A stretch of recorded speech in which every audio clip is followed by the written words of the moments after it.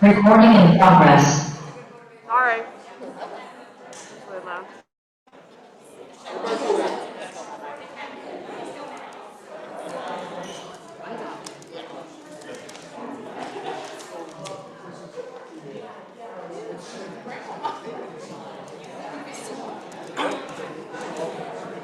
I'll just open it over there, but that's okay because it's mostly just opening before I send it off. But are you going to be here or someone's going to be here just to just make sure everything's on? Is it on? No, I don't hear it now, but I'm going to pick it up later on. Well, it's good to see you.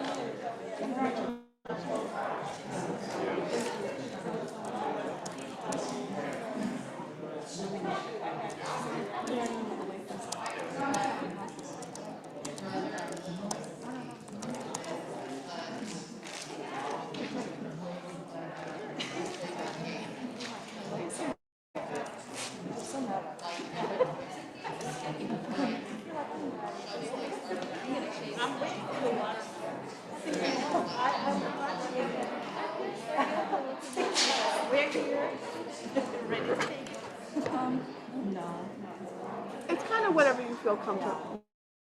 Everyone's vaccinated who's present. Yes. So, you know. Yeah. It's live. So what I do is and I won't change anything from here. Okay, that's fine. Okay. I'm wondering because we're on scene. Back a little bit. I can be here because I'm sitting. I can always just make sure I adjust it. Yeah. Yeah, I think that's better. Okay, great. So, yeah. So I'll go get it on my computer and I'll send it back. Okay, sounds good. No. This is.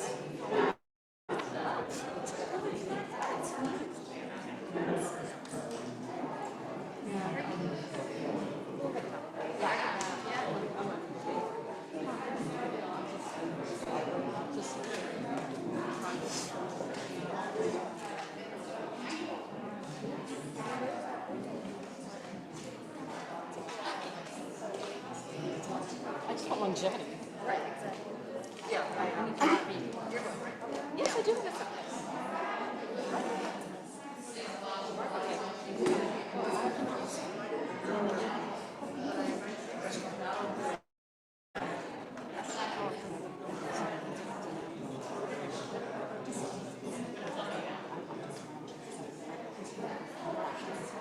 Yeah. Yeah. Yeah. That's the reason why.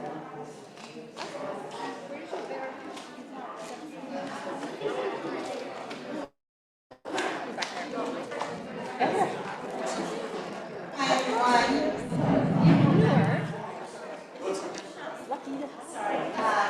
Can you all hear me okay? All right. We're going to get started because we want to be on time and really respectful of your time here tonight as well. So first of all, I want to say thank you and welcome. My name is Xiao Yin. I'm the Executive Director of the World Affairs Council of Kentucky and Southern Indiana. And I want to welcome all of you to our final speaker program of 2021. When we started 2021, we didn't know whether we're going to have a speaker program in person. And so far, we've had 3.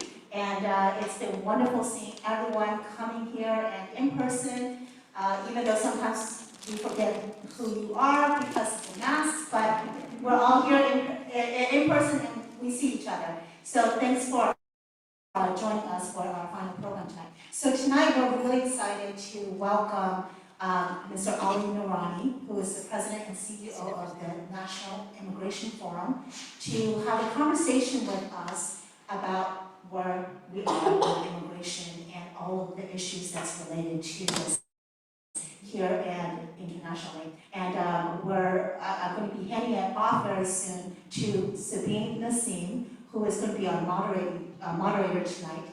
Sabeen is a board member of the World Affairs Council, and I am going to just, I'm going to introduce her in a short minute, and then they're both going to come up. But before I do that, I did want to recognize a couple of people we have with us.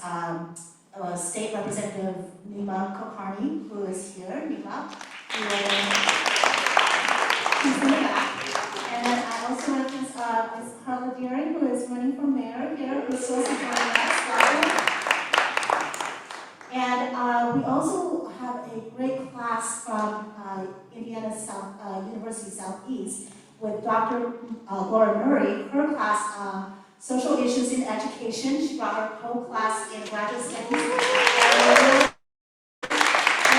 And we're always very happy to see young people joining us for these conversations, because these conversations, not just for us, it's really for everybody, you know, especially this new generation of people. So thank you all for joining us. So I'm going to go ahead and get the program started, and I want to introduce our moderator, who will certainly introduce Ollie through her program. Sabeen Nasim is currently the director of the Louisville Metro Office for Globalization. She joins Louisville Forward team as an experienced leader and public servant with over 15 years working in various roles related to community development. For Sabeen, joining the Office for Globalization has been a dream come true, where she can focus on her passion for cultivating economic, educational, and cultural opportunities that foster meaningful connections among diverse community members and promote a welcoming agenda for all within the city of Louisville. As a Pakistani-born immigrant, raised in Southern California, Sabeen overcame obstacles throughout her life of acclimating to a new country while balancing two different cultures at the same time. With life lessons as her foundation, she has pledged to pay it forward by encouraging all people to succeed. Sabeen has been recognized as Louisville's Business First Top 20 People to Know in Education and the Workforce. Her dedication to the community and involvement with various boards include the World Affairs Council and Sister Cities of Louisville and Fund for the Arts. Beyond her professional interests, she enjoys travel, playing board games with her husband now, cooking international cuisine, and spending quality time with her teenage son. So with that, please help me welcome Sabeen and Ali for our conversation.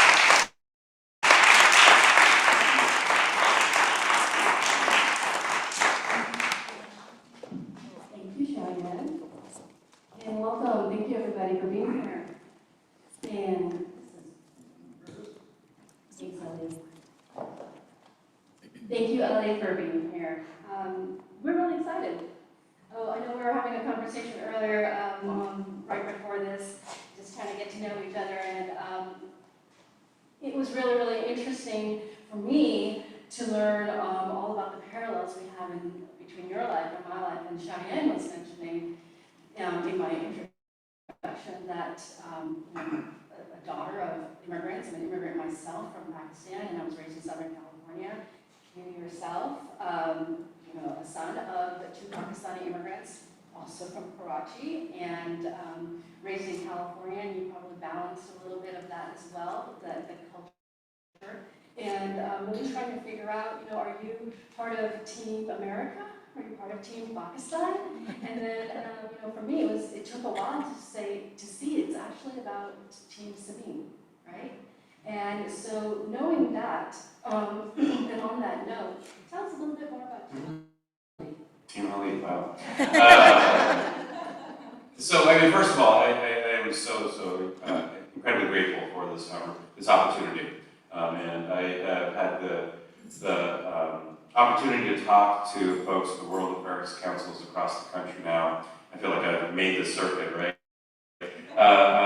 And I just really, really appreciate it, because every single one of these events is always incredibly special. It's just a really, really thoughtful, engaged set of folks from the particular community. And just a handful of conversations that I had during the reception were just, to be completely honest with you, inspiring. Because, Washington, D.C., you kind of end up in your little bubble, kind of talking to the same people over and over again. You just get depressed about politics. Whereas I was talking to Jan, and she goes to naturalization ceremonies and helps new immigrants register as voters, or new citizens register as voters. That's incredibly special. So thank you, and thank you so much, Stephanie. Really, really appreciate it. So a little bit about myself, and I was trying to filibuster, hoping you'd move on to the next question, because I really didn't answer that question. So yes, I don't, my parents immigrated to the U.S. from Pakistan. I was actually born in Santa Cruz, but raised in Salinas, California. And in Salinas, California, my friends were either children of farm workers or children of farm owners. And that meant that my friends were by and large Latino or white. And as a South Asian in a community like that, the South Asian community that I grew up with was by and large my sisters, my parents, and myself.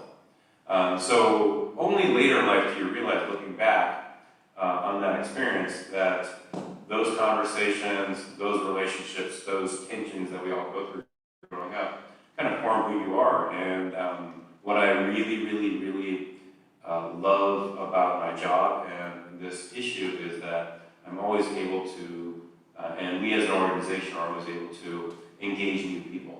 And that's, I think that goes back to growing up, but also to the values my parents instilled in me.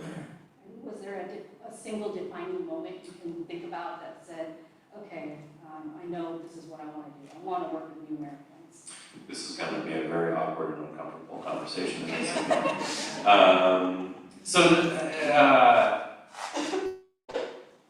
No, honestly, no. And so I was in Boston working for 2 large community health centers. And both of these health centers would serve 10,000 people per year. And it was in the Dorchester neighborhood of Boston. I think somebody here grew up in Boston I'm talking to earlier. And you walk in the neighborhood that it was working in, you walk from one health center to the other. You walk through an African American neighborhood, a Haitian neighborhood, an Irish neighborhood, a Central American neighborhood, and then to all these neighborhoods are vibrant, and then you end up at the other health center, which is smack dab in the middle of a Vietnamese neighborhood, all in a mile, right? And it was Dorchester Ave, and what I would always say is like walking down Dorchester Ave is like walking around the world. And I do remember one event that we had done when I was at the health centers, and we were, I was at an event with some of the Vietnamese youth we were working with, and we had an immigration attorney there, and it was Sarah Ignatius from the PAIR Project, Political Asylum and Immigrants and Refugees. Great organization in Boston, and these kids, right? You do stupid things as kids, you're supposed to, right? They got into a fight or something, but their public defender had said, okay, just plead guilty, you'll be fine. And you know as an immigration attorney now that you plead guilty even to that, you're deportable. But back then, that wasn't common knowledge. And I just remember sitting there saying, wow, this is a pretty messed up system, because these kids, whose parents brought them here as, in essence, refugees, they made a mistake as kids, but they were now kicked into a system that was going to lead to their deportation. So, sitting there, it sticks in my mind, but I can't say, in all honesty, that's what led me to say, okay, I'm going to work on immigration. That's just what led me to say, you know what? This is one of a number of systems in our nation that treat people in an unjust way. Interesting. So let's talk a little bit about the National Immigration Forum and the work they do. The forum was established in 1982, but you've been leading that organization as executive director since 2008, and you positioned them to be one of the nation's premier pro-immigrant advocacy and policy organizations. Talk a little bit about those efforts, some of the successes as well.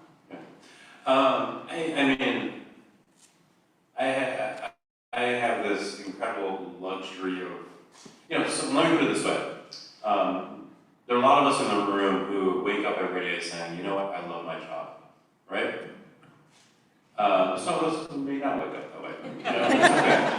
But those of us who wake up that way, we're lucky. Right? Because there are a lot of people in this country who don't wake up that way and say, you know what, I gotta go to this job to pay my bills. I have a job that I absolutely adore. And I work with an incredible board and incredible staff. So our mission is to advocate for the value of immigrants and immigration to the nation. And in our DNA as an organization is really to build coalitions across the political spectrum. So when I first landed in middle of 2008, and then, Barack Obama wins, and, there's this moment in the nation where we all think, or many of us think, that progressives will run the day. Didn't quite work out that way. But those first 2 years of the forum, we ran a very progressive meeting strategy. In late 2010, early 2011, we made a pretty big shift, and we said that, okay, what parts of the country are really struggling or have fears when it comes to immigration? And what we realized, and this was very much based on the 2010 votes on the DREAM Act, which would legalize young people, is that it was the Southeast, the Midwest, and the Mountain West that had the least amount of political support for immigration. So we asked, okay, if we're going to work in these regions, how do we do that? And who do we need to work with? Those same 3 regions have the highest number of adults who identify as evangelical Christian, the highest density of state and local law enforcement, and the fastest growth in the foreign-born population. So really, since 2011, as an organization, from board to staff, we have prioritized these 3 regions and the engagement of conservative faith, law enforcement, business leaders. And it's been an incredible journey, because it's been an opportunity to have a lot of awkward conversations. Because I'm a left-leaning lunatic, but I push myself, and I've asked my colleagues to push themselves, and our organization to push itself, to have the tough conversations and to sit that tension and to really try to understand what people are worried about and fearful of when it comes to immigration. And I'm just incredibly proud of the organization. That's great. So, it's really great to hear what you have experienced through your work with the book.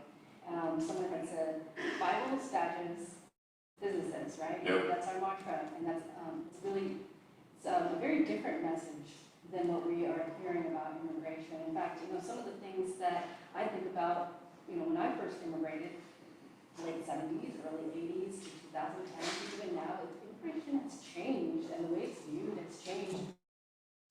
There's organizations that my office works with that are collecting data about the benefits of immigrants, whether it's entrepreneurial or innovation, education. There's lots of data out there that immigrants bring benefits to the economy, right? Knowing all of this, why is immigration still such a huge debate? Why is it so divided? So as I was writing, let me kind of describe this in the book and kind of how it came to be. So we kind of we get this strategy off the ground in 2010, 2011, and what we do is we start going across the country and trying to find folks who would fit that profile of a pastor, a police chief, a business owner in these 3 regions, and just sitting with them and having conversations, right? Okay, what's going on? How are these issues playing out? And looking back, it is easily the most interesting thing I would probably ever do professionally, but it's also the easiest thing I'll probably ever do professionally. Because there is such a thirst at the local level from people who see themselves as, left, right, or otherwise, to be a part of the conversation and not to be yelled at.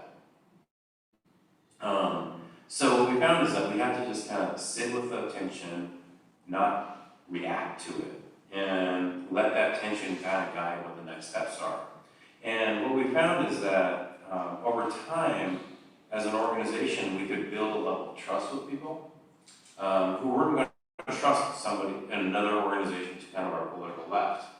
And through that trust, you can then build relationships that lead to, a sheriff or a pastor or a local business owner saying to their member of Congress, we've got to be thinking about this very, very differently. And ultimately, if you're going to address these issues, that's it. So the book itself is a set of interviews with 50 or 60 of the folks that we've been working with, and really trying to understand, okay, what are their perceptions, what are their community's perceptions of these issues, and then as an organization, how do we check that? And so, did the podcast that you have, was that developed through some of this work too, from the book? Yeah, the podcast. So the podcast. Only in America, right? Only in America, yes. Only in America. You know, truth be told, I think the podcast was, you know, I really wanted to call it Coming to America, which is my favorite immigration movie. But I thought we'd run into trademark issues, and I didn't want to have my first conversation with Eddie Murphy about that. No, so Only in America was really an effort by the forum to try to bring other voices into the discussion. Just like we, you know, I did through the book, and frankly, what we try to do every day as an organization. And you know, so I'll give you a sneak peek. So next week we're going to release an episode that is a conversation that I did Monday night, yeah, whatever day this is, right? With two veterans from Ohio, Matt and John, I believe. They had both served Afghanistan as members of the U.S. Army, the Army Reserve. And when the evacuation began, they realized that their interpreters were calling them, asking for help.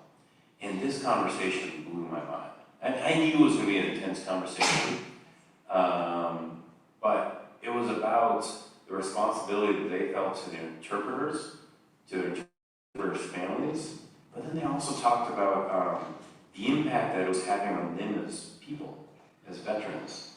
And the memories that it was dredging up of trying to bring American values to Afghanistan, or you know, democracy to Afghanistan, you know, all the conflicts that come up with that. So the podcast is just an opportunity to try to spend a little more time talking through those stories.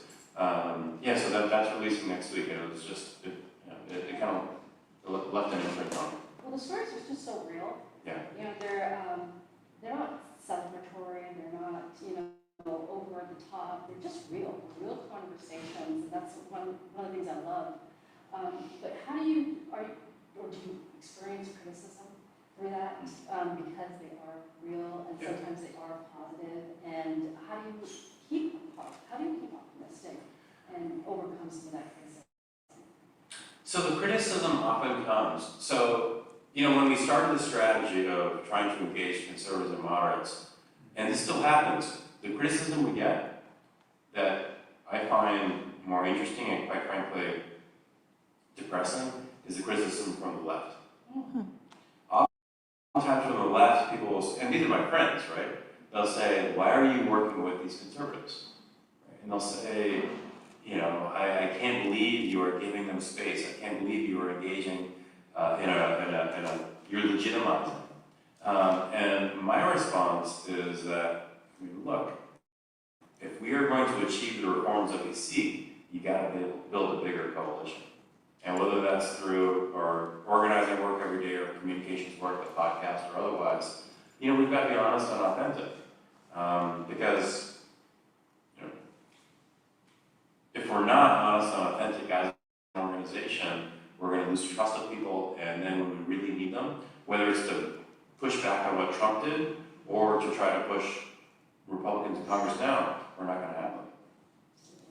Absolutely. So then, working on both sides, working with Republicans and working with Democrats, and I know that a lot of your message is really not, and one of the things I love is it's not necessarily about politics, right? Yeah. It's really about culture. What do you envision as that ideal immigration system? How can we really work towards that? Yeah. So for a long time, we've been saying that our immigration debate is not about politics and policy. It's about culture and values. And to kind of unpack that a little bit. So when I first got into this issue back in 2003, 2004, gosh, that's a long time ago. You know, the assumption was that if you had the best idea or if you had the most influential lobbyist, you'd win.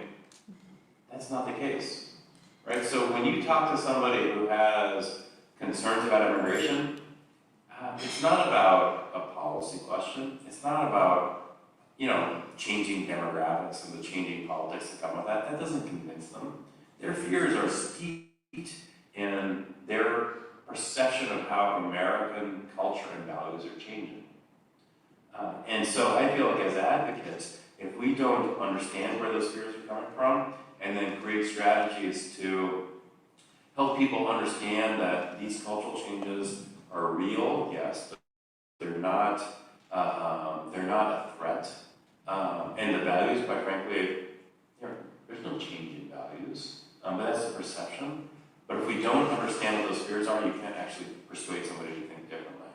So that's a lot of what we try to do is, and it's hard because in DC, you're supposed to think about this as ultimately changing policy.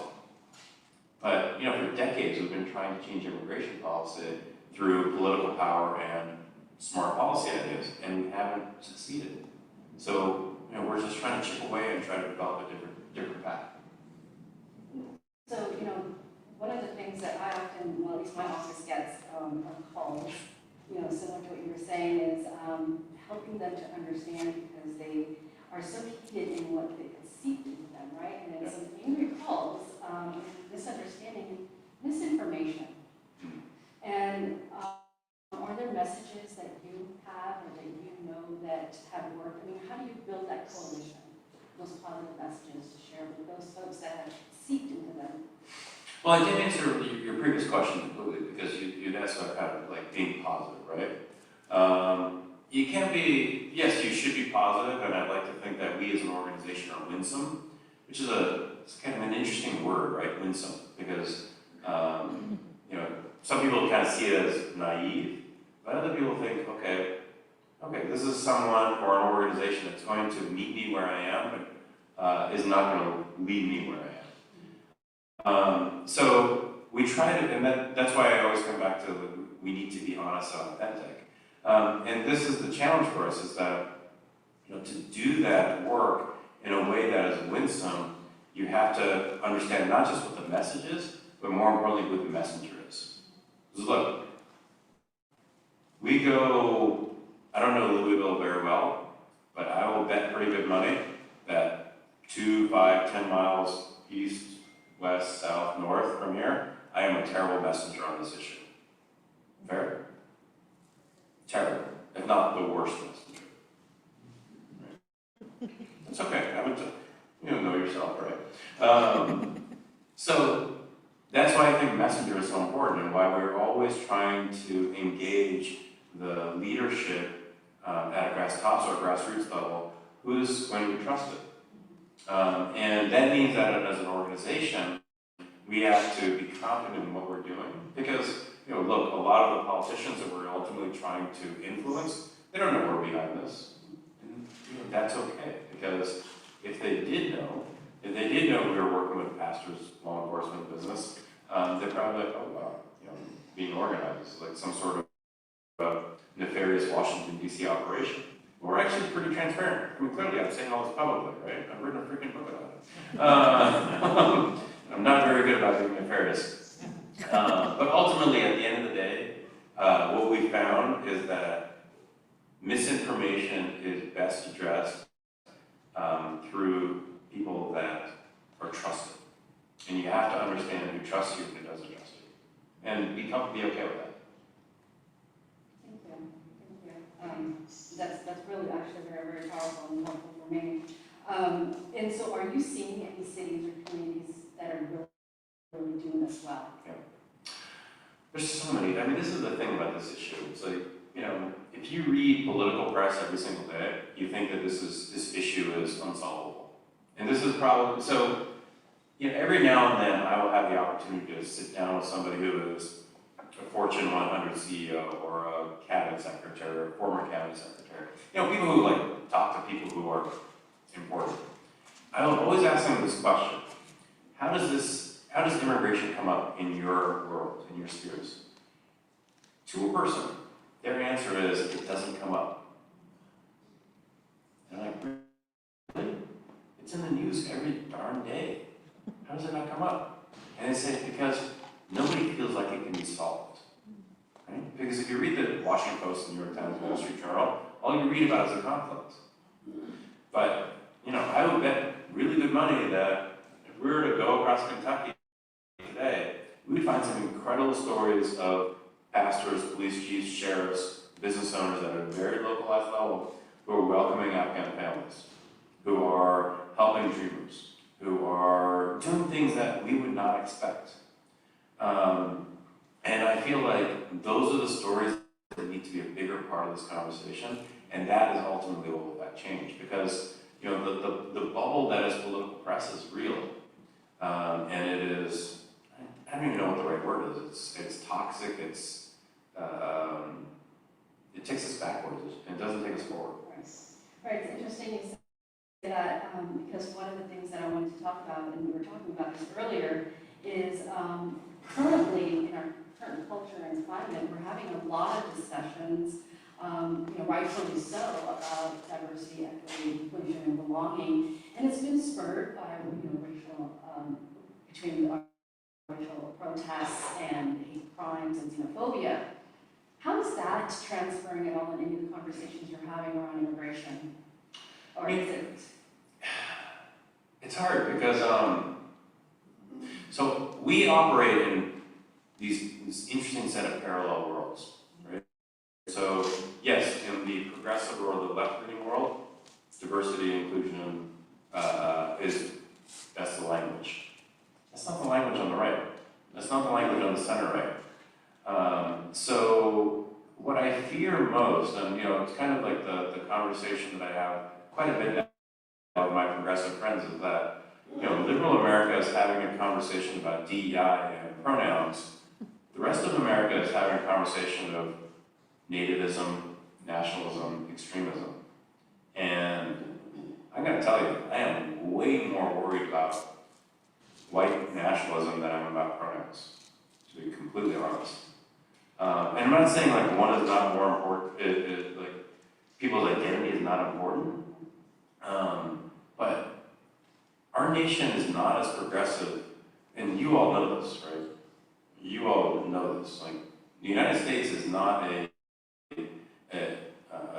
liberal country. And I don't mean that in a negative way, but I think that if we were going to build coalitions that realize change to our immigration system or to any of these other big societal challenges that we face, we've got to build bigger coalitions. And that means that, I wrote something over the weekend where I made the case that the anger coming from the immigrant rights community, as well-founded and legitimate as it is, it feeds right into the anger of our allies on the center right, who want more border security. So the anger from the left feeds into the anger from the right, and just kind of cycles around. I'm not even talking about the folks who are nativist or authoritarian who just want to close the U.S. off from the world.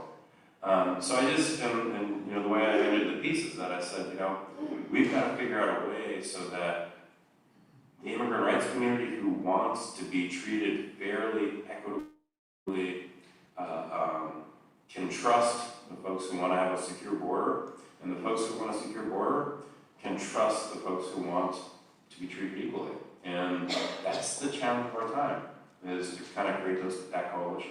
Yeah, it almost seems like there's this pendulum, right? It just keeps going from one, and it's extreme, and how do we get it to slow down in the middle? Yeah, that's a great point. We have to slow it down.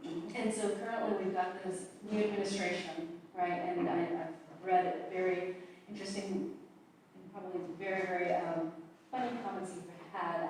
I've been very entertained by some of your comments about Trump, frankly. And so now we have a new administration. How would you evaluate the handling of his immigration and the immigrants so far? I mean, I think that the Biden administration and the Democratic Party in general are terrified of the progressive left on immigration. I mean, it's the only issue I'm allowed to talk about. And I think as a result, they have lost an opportunity, or at risk of losing an opportunity of building a broader coalition. I mean, I think that Joe Biden was elected president because a lot of suburban voters said, you know what, we see ourselves as a Republican.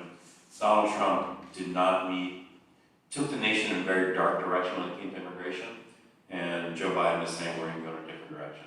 And instead, Joe Biden has done as president, is that his language and his approach of his administration has been very, very left and progressive leaning. And even this is resembled among congressional Democrats.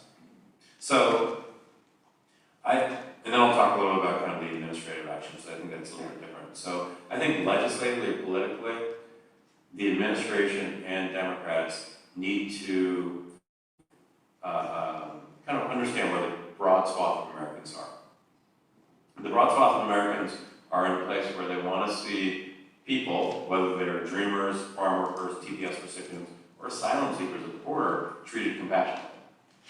And they want to have a country that has a secure border and a controlled immigration system.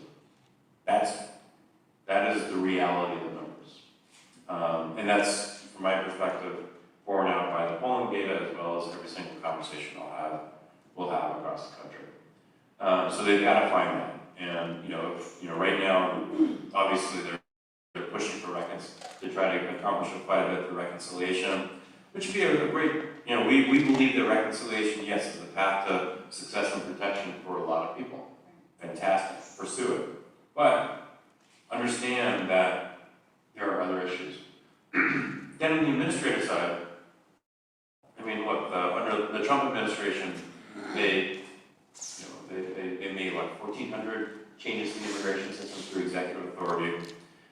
So unwinding that is going to be really, really difficult.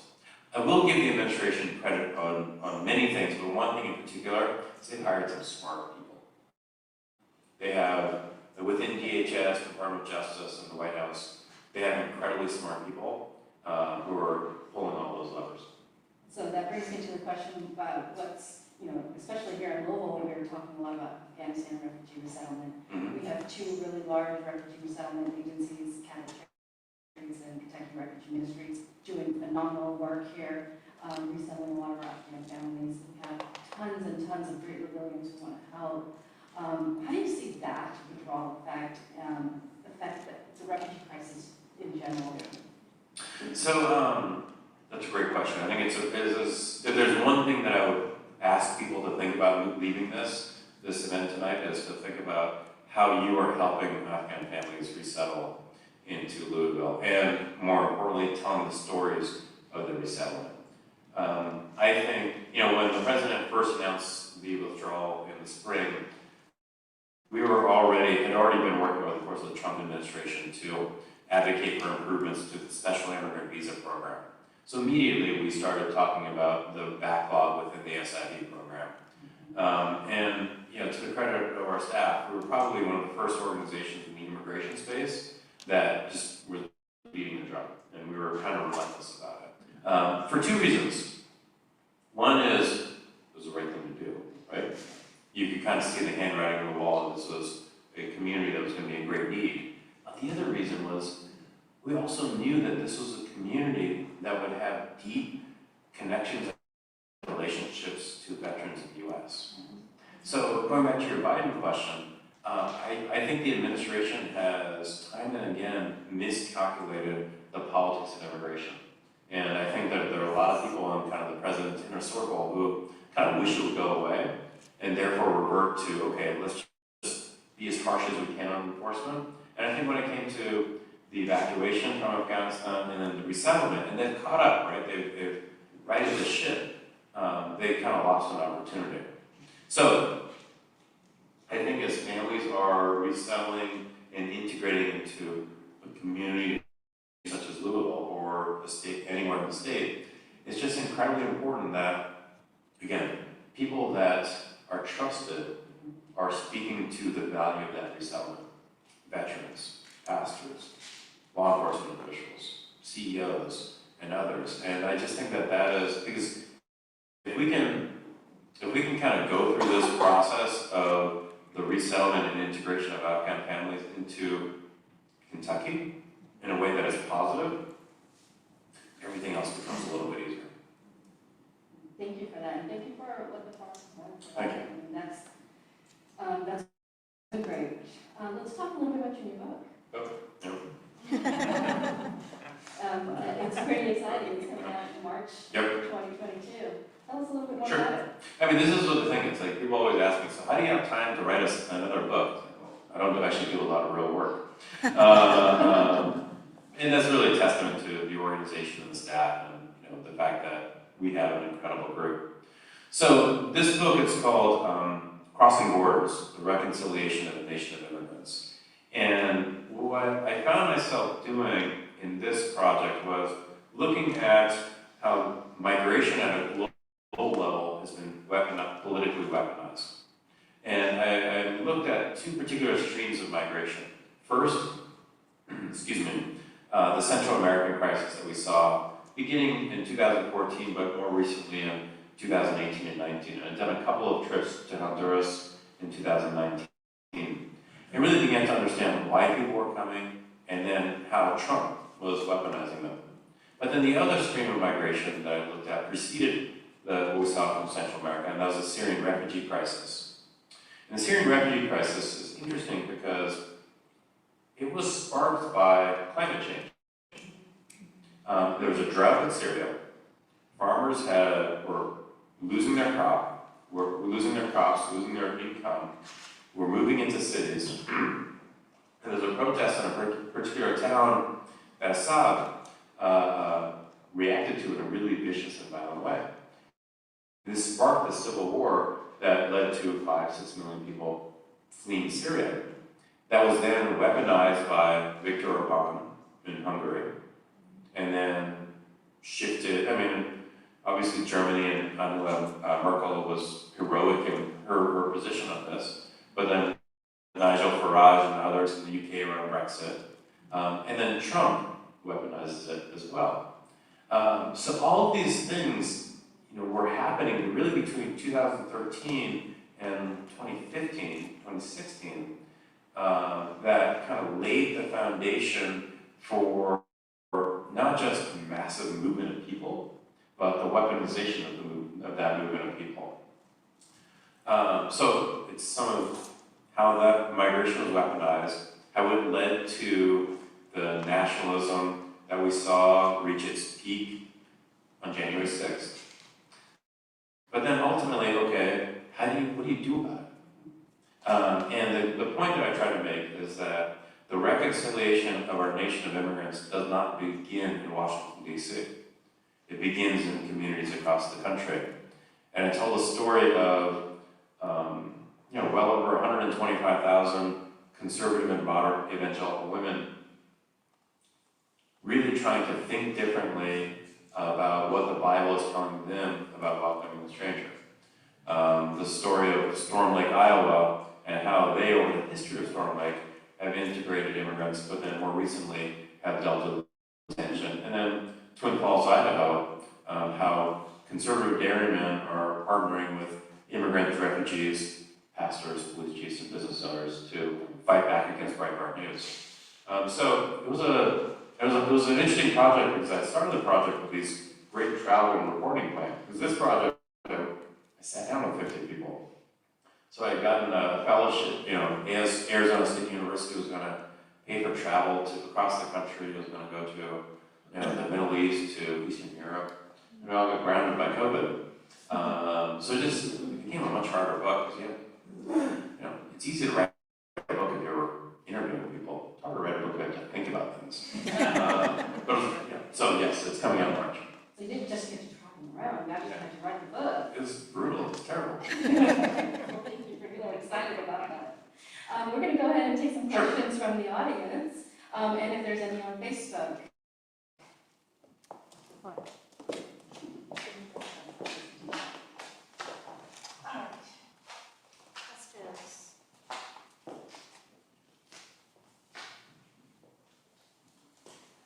Mr. Noorani, thank you for coming.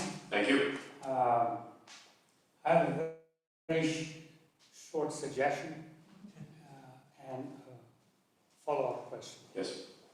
The suggestion is for you to consider that there are conservative progressives. It is not a monopoly of the liberals. And the conservative progressives are for legal immigration. After you consider that, no country in the world has open borders like the United States.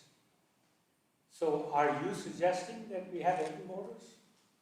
And would you require other countries to do the same?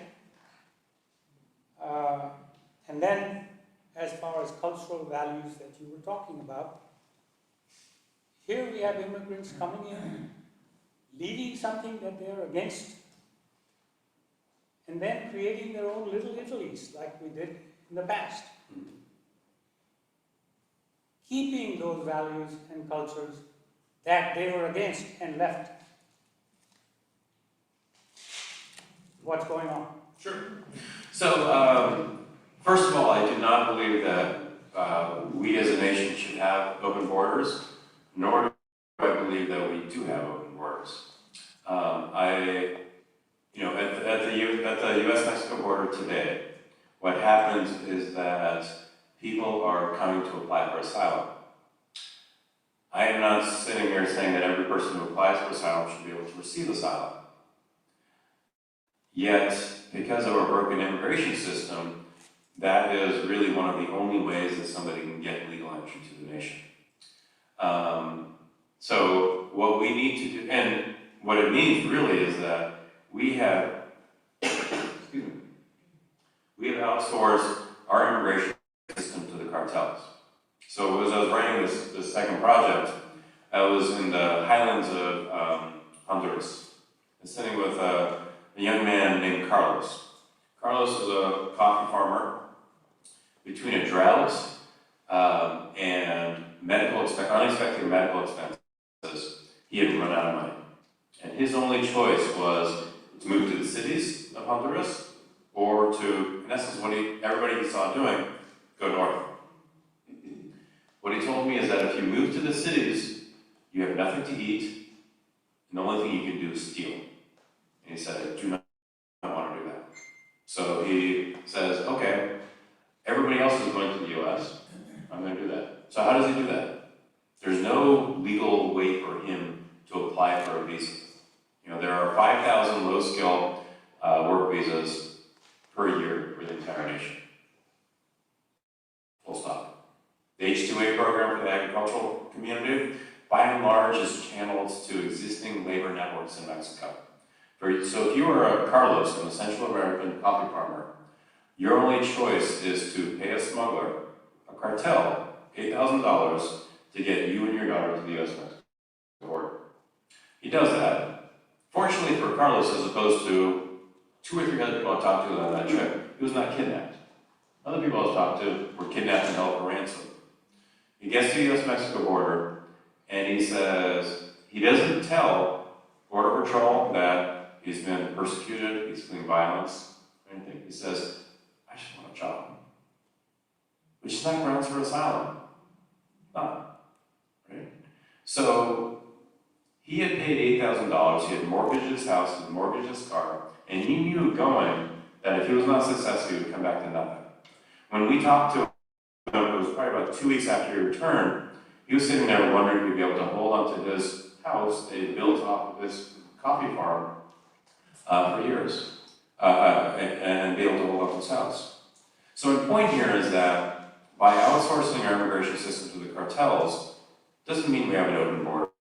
It means the cartels have monetized the movement of people because our immigration system is so broken. So what we advocate for is an immigration system that creates the legal pathways for somebody like Carlos to actually be able to enter the country, apply for entry into the country legally. He did not want to mortgage his house, mortgage his car, put his family at the risk of financial ruin to be able to enter the US. So, in terms of borders, in terms of kind of culture and integration into communities, I guess I would offer 2 things here. One is, every person that I ever talk to that comes to the United States comes for economic opportunity and democracy. To potentially oversimplify that a little bit. But those are the things that we are seeing as kind of our strengths, if you will, globally. But at the end of the day, when somebody comes here, they also want to be a part of the community. Right? And that community, you grew up in a very unique situation because, my parents came and, they came with an education, they came with a professional license, So they were able to come and be comfortable and help us be comfortable in a community that was not solely South Asian. So what we see over the research is that people came in the 1920s from Ireland, from Italy. It took them a generation, 2 generations to kind of to integrate into the broader community. So I think that, you know, whether it's Little Italy or Chinatown or, you know, Devon Street in, is it Devon Street in Chicago? Yeah, we get some great art in Chicago. Yeah, yeah, I think that's what's always made America amazing, is that these communities exist. And, you know, over time, people, you know, cultures shift, and I think that's okay. But I also want to acknowledge that, you know, people are afraid of cultural change. So a lot of our work over the course of 2018, I'm sorry, I'm just kind of like bouncing around a little bit here. Over the course of 2018, we did over 24 what we call living room conversations, where we sat with conservative faith, law enforcement, business leaders in conservative communities across the country. And what we realized is that people have 3 fears when it comes to immigration: culture, security, economy. Culture, to get to your point, is the fear is, are immigrants integrated or are they isolated?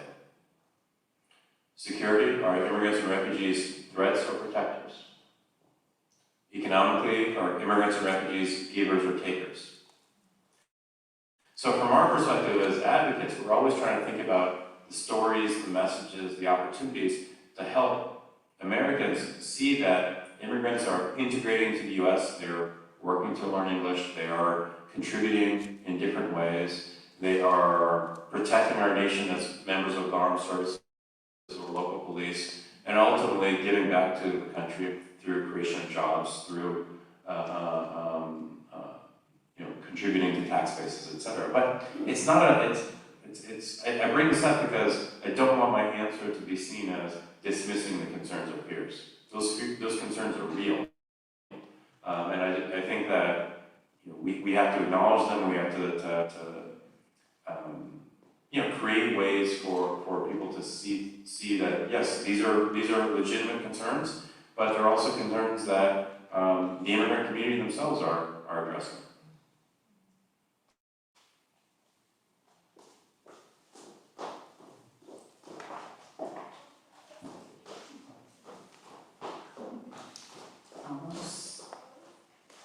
Thank you so much.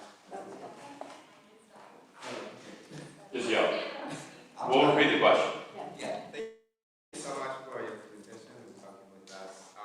And I think when we're talking about immigration, we have sort of this thing of combining immigrants into one group. And I think immigration advocacy in general also is centered around the principle of no one left behind. But I think in reality, the immigration system itself has that principle, leaving others behind. And with that, we can talk about, for example, anti-blackness, specifically, for example, the handling of the immigration crisis at the border. And so just to build upon the question earlier around racial tensions and hate in general, how do you propose we approach solidarity building amongst refugees, including immigrant advocacy, but also as we build sort of a culture of welcoming and belonging in our community? Yeah. So the question for those on the Zoom, if you know there, is, I apologize if I'm not paraphrasing this the right way, but how do we build a culture of welcoming across communities, particularly, you know, the example you brought up with the Haitian community or the black immigrant community. So I think I'll use this as an opportunity to pitch the podcast, right? So about a month ago, sometime in the last 4 to 6 weeks, we did an episode with Bree Stendrud. And Bree runs a program that we built over the last few years called Women of Welcome. Women of Welcome is a community now of about 125,000 conservative and moderate evangelical women who are, like I said earlier, engaging in these questions of immigration. So I asked Bree straight up, okay, your community, you have done amazing work in terms of welcoming Afghan refugees, Afghan evacuees into communities across the country. There's a lot of energy. But 2 or 3 weeks later, after that, what happens? In Del Rio, Texas, you have 14,000 Haitians who've been on the road since 2011 present to ask for asylum. So what I asked Bree is how does the Afghan experience and the outpouring of support extend to Haitians? And she had I highly recommend this episode because Bree is one of the most brilliant people I've ever worked with. And Bree, just to give you a sense, her last job was working at Focus on the Family on, family planning issues. So Bree is of the community. She has a authenticity among conservative evangelicals that I certainly never would have. So she says, with the Afghan evacuation, there was a deep context to that in terms of people understanding what was happening in Afghanistan, what the role was of many of these folks who were evacuated. So she said, point blank, that context allowed us to create ways for people to engage, much easier. And she said, with so many other issues in the immigration space, there's just not that context. So what she is doing, what we are doing as the forum, I think what we all need to do is to really help people see that broader context of why people are migrating, why people are choosing to leave Haiti, why people are choosing to leave, pick your place. And that is, it's a complicated and upside down world. And again, I'm not saying that the U.S. should throw open its borders to everybody, but if we don't understand the pressures, which are a combination of violence, corruption, poverty, climate change that are pushing people to leave, we are never going to develop the solutions, whether they are solutions for the home country or solutions for a border and immigration system. And our challenge is that the immigration debate is reduced to border security or legality. And in reality, it's 10 times more complicated than that. And I think we have just got to treat the American public in a really unfair way by simplifying the debate in that fashion. It's really interesting you mentioned that because just recently I've had some conversations with some of our community partners, especially those that are working with the resettlement with counties. And, they've said that this is such great work. Our community is really coming together in solidarity and they want to help. But this isn't the first time we've had refugees resettle in our city. We're, right now, Louisville is the 4th, city in the nation. Number of refugees that get resettled here. And so we've had Somalis, we've had Bosnians, we've had Syrians, we've had this happen. So, why is that, so it's the context. Yeah. Context, yeah. And again, kind of going back to, just the political reason why we thought this was so important is that, our hunch was that in that context and that relationship, as awful as it may have been for American families that lost their loved ones in that war, also deepened the understanding of why somebody would flee Afghanistan.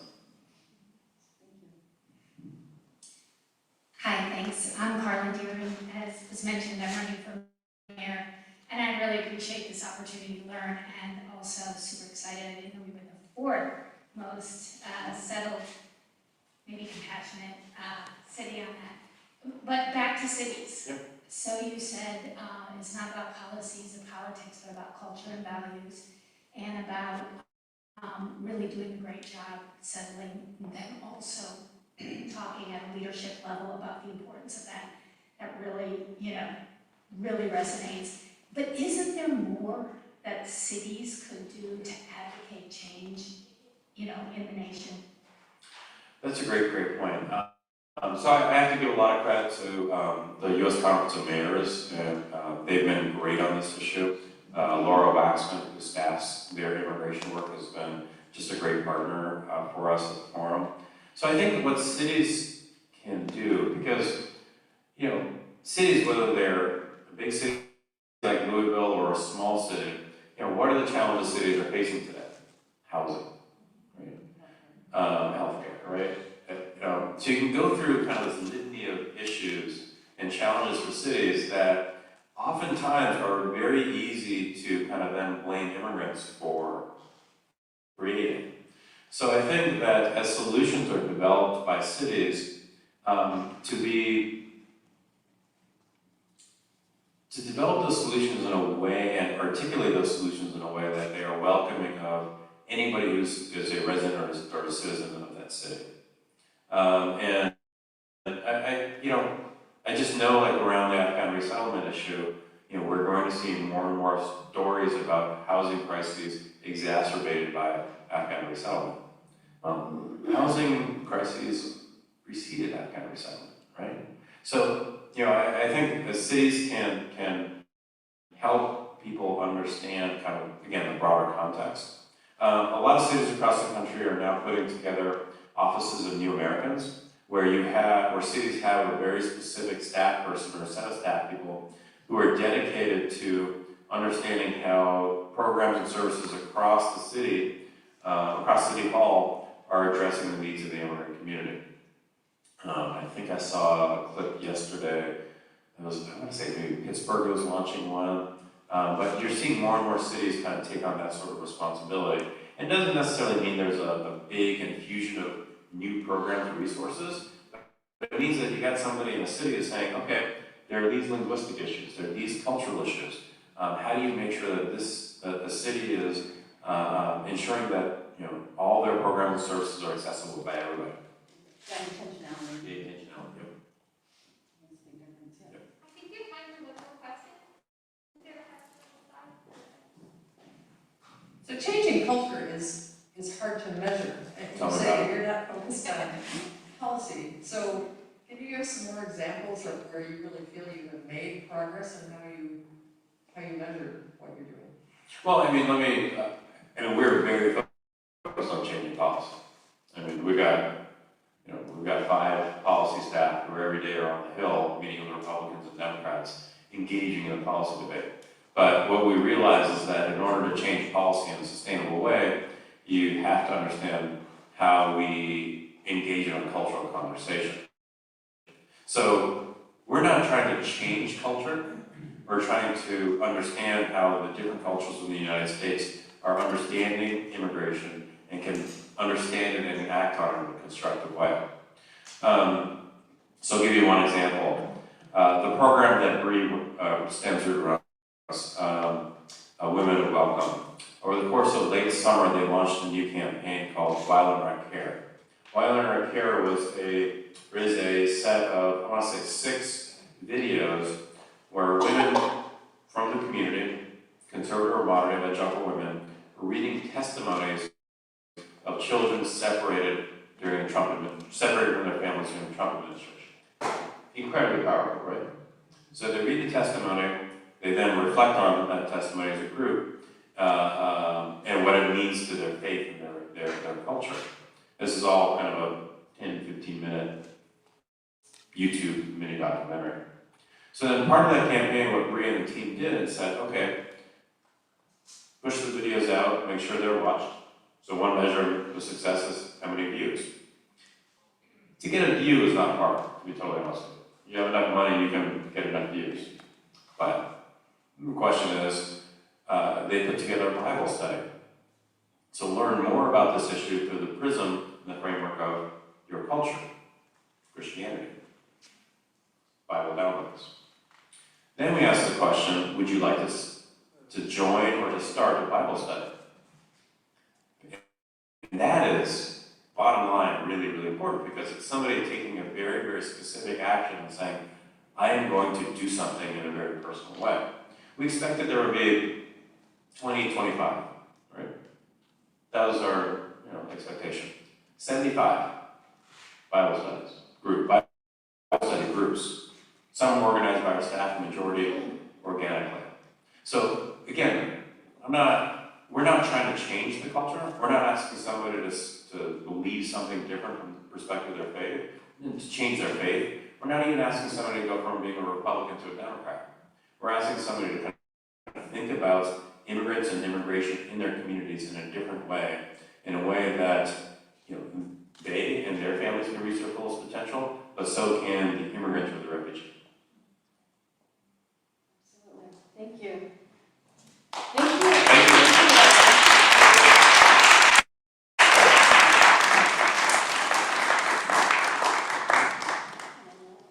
All right, well, this is where I come in. I'm like the, I don't know what you call it, the one that just sneaks up. If you will, just join me with thanking both Sabeen and I.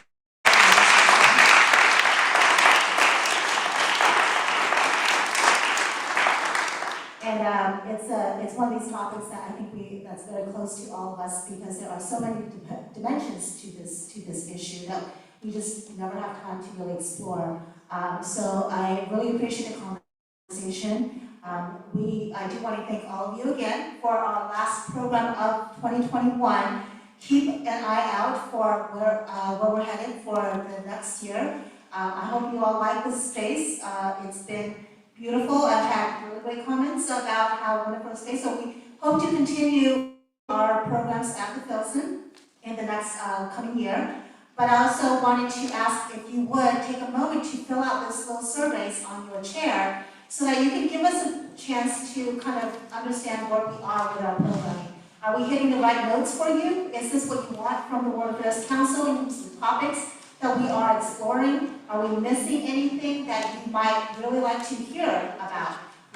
Anybody in particular might be interested. Let us know so we can really start working on that for you.